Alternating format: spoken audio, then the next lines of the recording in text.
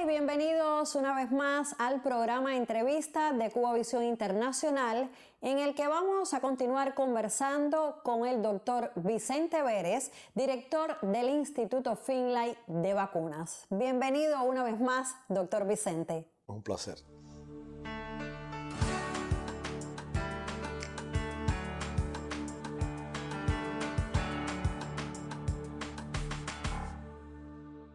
Usted en distintas entrevistas ha hablado de la influencia en su formación de Fidel Castro, y ahora recuerdo la frase de que el futuro de nuestra patria tenía que ser necesariamente un futuro de hombres de ciencia. ¿Cuánto ha incidido también, además en su formación, en la del equipo que dirige y en el resto de los colegas que están cerca de usted? Sí, mira, Fidel tuvo un impacto muy grande en el desarrollo de la biotecnología. Nosotros en la época dorada del desarrollo de la biotecnología, nosotros estábamos en la universidad, fuimos tocados también, pero quizás un poco más indirectamente. A mí me gusta, a margen del impacto de la personalidad y la ocupación personal de Fidel de la biotecnología, a mí me gusta hablar de esto un poco más de manera más genérica, porque no es solamente los que trabajaron en la biotecnología original los que se beneficiaron por esto. Yo siempre estoy acostumbrado a decir que, bueno, mi origen es humilde, de una familia muy humilde. Pensar en un niño de la Cuba postrevolucionaria, qué oportunidades hubiese tenido si no hubiese habido revolución, era el destino de cualquier otro niño en un país pobre. Sin embargo, lo primero que hizo Fidel, porque a mí la frase famosa antológica de Fidel del destino de Cuba debe ser necesariamente un futuro de hombres de ciencia, a mí me gusta verla quizás en otro contexto. Cuando Fidel dijo eso, hay mucha gente que dice, no, Fidel adivinó el futuro. Yo digo, Fidel no adivinó el futuro. Fidel es como un gran maestro de ajedrez que tenía la capacidad de pensar en una combinación de jugadas que iba a pasar en la jugada 25 después que él moviera una pieza. Y Fidel lo tenía todo pensado. Cuando Fidel dijo el futuro de nuestra patria tiene que ser un futuro de hombres de ciencia, tenía pensado primero una tremenda campaña de educación, campaña de alfabetización, campaña de formación de maestros, campaña de educación de todo un pueblo. Después, campaña para que se abrieran las universidades a todo el mundo. Y lo que iba a pasar con toda esa masa de personas educadas era que tenían que transformarse en científicos, muchos de ellos. Y si se transforman en científicos, ¿qué impacto podía tener la ciencia en la sociedad? En la salud pública, en la propia educación, en la agricultura. Y eso era lo que tenía pensado Fidel. O sea, Fidel no estaba haciendo una adivinanza de lo que iba a pasar en el futuro. Fidel estaba haciendo un juego de ajedrez en que tenía pensado su jugada hasta la jugada de hoy, hasta la que hemos visto hoy. Y bueno, evidentemente el resultado, la capacidad que tiene un país con hombres de ciencia, resultados de la educación, porque no quiere decir con hombres de ciencia élite, en un centro aislados y separados, gente de pueblo con formación científica. La capacidad que tiene un país es justamente hacer lo que hicimos. O sea, es justamente de reaccionar, de convocar, de recibir el apoyo de toda esa gente y de con la creatividad y las ideas de esa gente poder realmente llegar hasta donde llegamos hoy. Doctor, conozco de interés de muchos países latinoamericanos en que las soberanas lleguen hasta ellos, otros países europeos, pero usted llegó hace muy poco de Irán, donde conocimos por los medios de prensa de ese país que se ofrecieron conferencias de prensa en la que usted y el director del Instituto Pasteur hablaban de que se iba a fabricar una soberana que Irán jugaría un rol importante en cuanto a la colaboración, a la producción. ¿Cómo va? Explíquenos un poco más detalladamente acá esa colaboración que existía, que creo que no es nueva, que data de muchos años con el instituto. Sí, el Instituto Pasteur de Irán, que es uno de los institutos que forma parte de la red internacional de institutos Pasteur, con centro en el Instituto Pasteur de París, es un instituto, bueno, con toda una tradición muy grande en el desarrollo de preparados biológicos, sobre todo vacunas.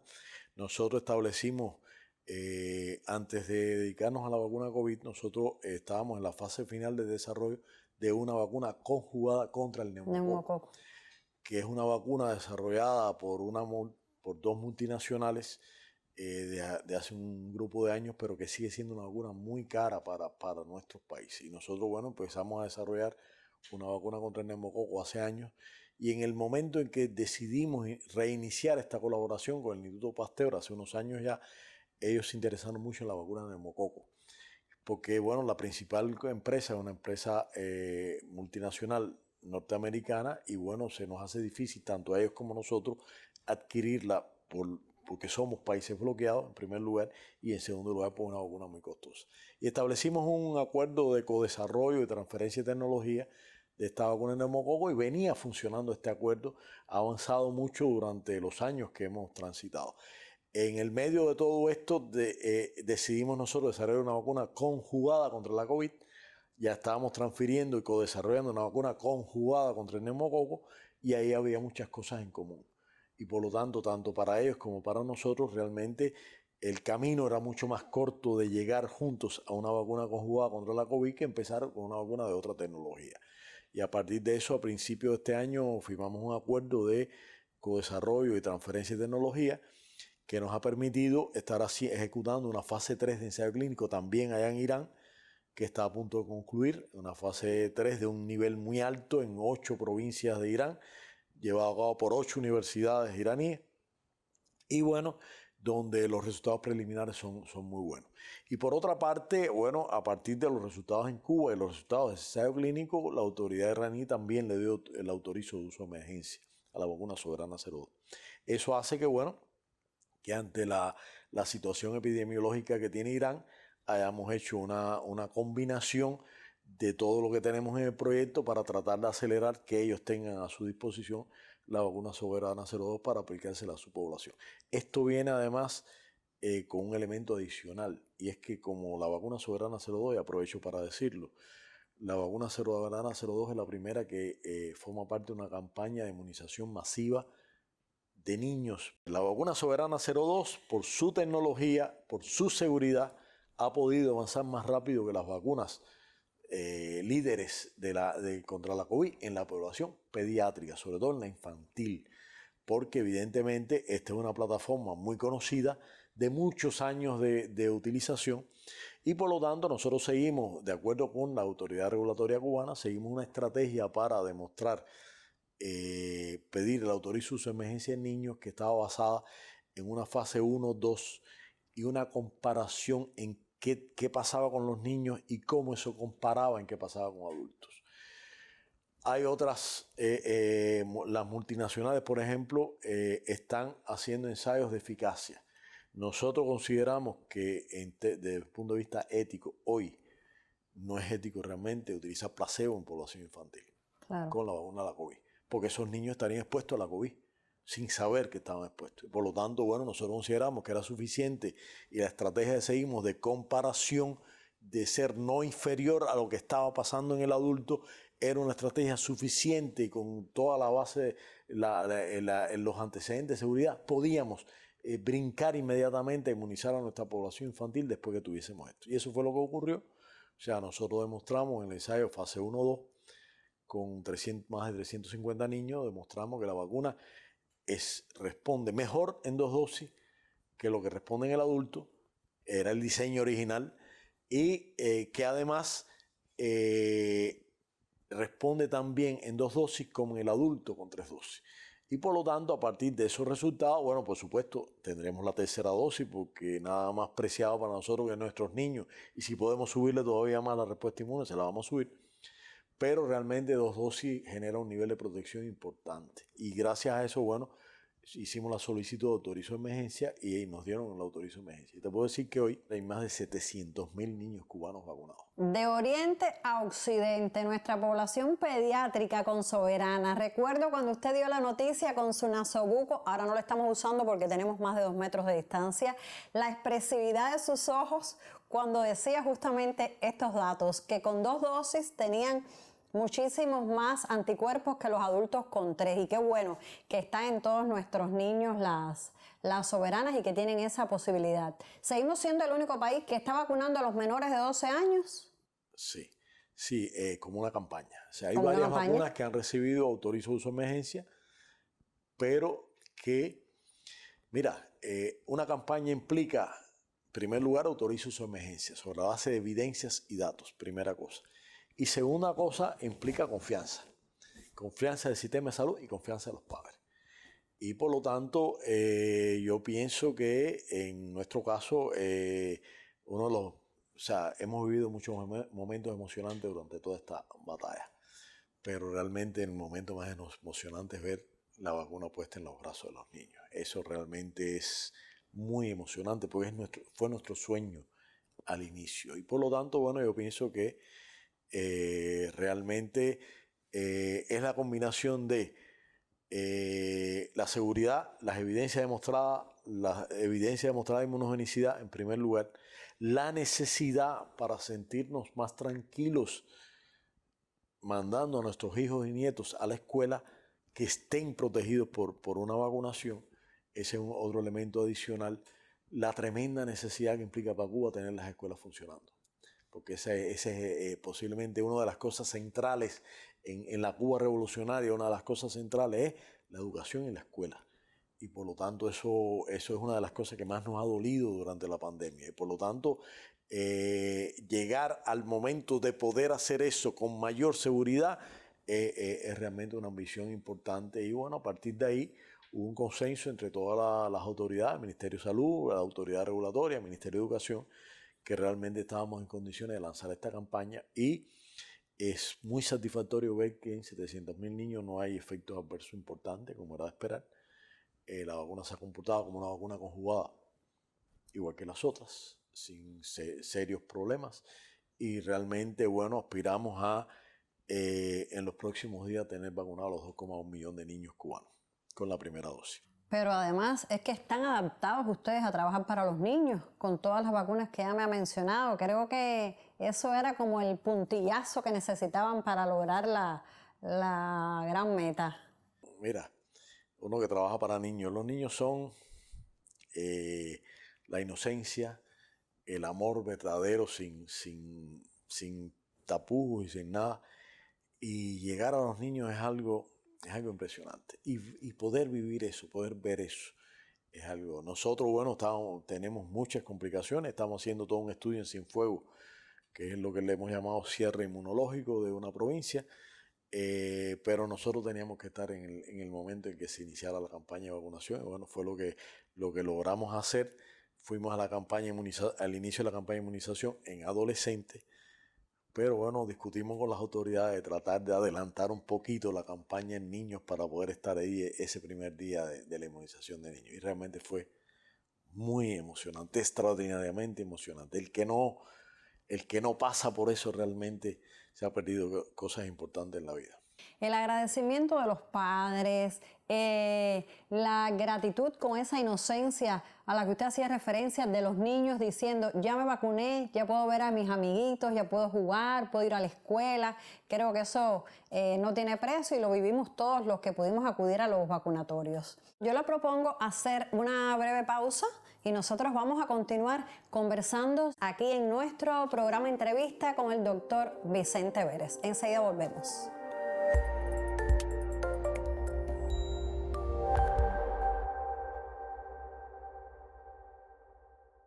El futuro de nuestra patria tiene que ser necesariamente un futuro de hombres de ciencia, tiene que ser un futuro de hombres de pensamiento, porque precisamente es lo que más estamos sembrando. Lo que más estamos sembrando son oportunidades a la inteligencia.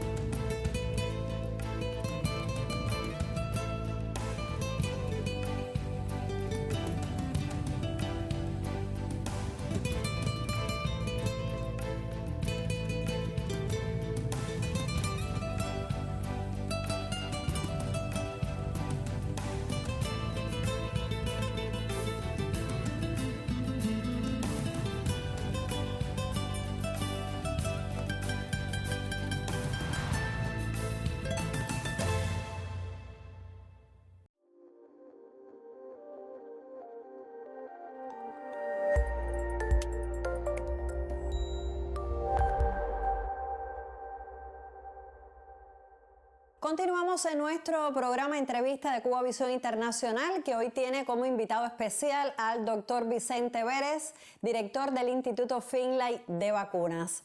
Doctor, estamos hablando ahora en la pausa que ha sido una explicación, todo el equipo súper contento porque ha sido muy potable, pero también los científicos tienen exigencias, ustedes como la comunidad científica internacional, con las publicaciones que ustedes han hecho. En conferencias de prensa ha hablado de que ha existido cierta discriminación con las publicaciones, digamos, en este tema de los países pobres. Hay temas que ustedes han propuesto y se los han negado y después han estado publicados por otras personas. ¿Cómo ha funcionado el tema de las publicaciones? Y si puede hacer referencia, ya que hablábamos de la Plus, a la última publicación que conocimos sobre el impacto de la Soberana Plus como refuerzo, como booster. Sí, a ver, mira, hay un término que no es un término que inventamos, un término que se llama racismo científico. Ese término es un término muy utilizado en las revistas de alto impacto, hay revistas en las que es muy difícil publicar.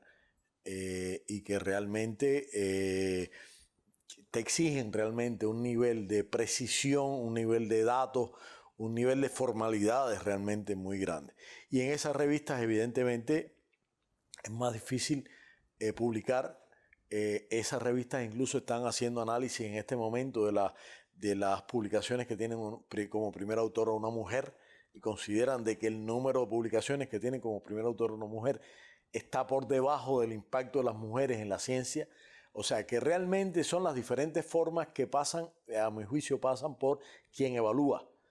Bien, porque si todos los que evalúan son hombres, obviamente siempre va a haber una cierta predisposición a recibir artículos. Y lo mismo pasa que si todos los que evalúan son científicos del primer mundo, siempre va a haber una predisposición a revisar artículos provenientes de países pobres donde las condiciones, el equipamiento quizás no es el equipamiento de última generación que puede dar el último dato.